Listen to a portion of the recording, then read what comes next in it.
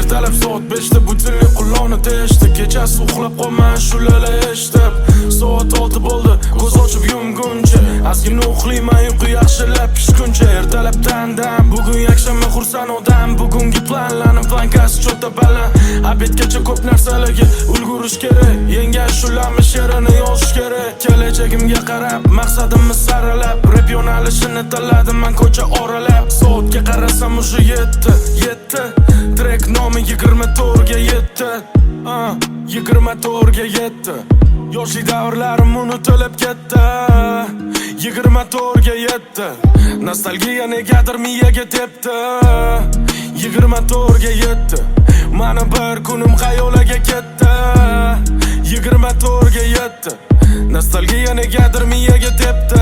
Ertalabdan onam duolarini olib, sekin asta mahallaga bosaman qadam.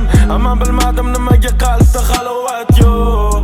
Nega doim ko'chaga shoshaman. Zerikkanimdan sekin og'aynimga terdim. Studiyada yig'laylik, shu bitga berilili deganimda og'aynimga o't. Studiyaga bez vopros. Men o'tiraman Instada o'tkazib apros. Amiya charchadi Instagram, TikTok olamidan. Bu g'alati haterlarni holatidan. Tushungan tushunmagan uchun bu freestyle. 24 ga yetdi, Kamina lifestyle.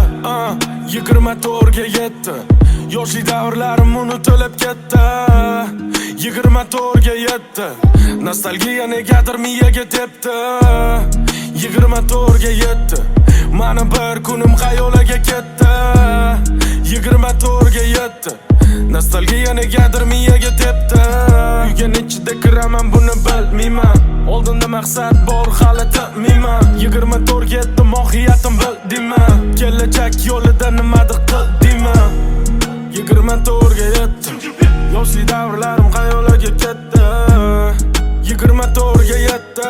Nostalgiya negadir miyaga tepdi.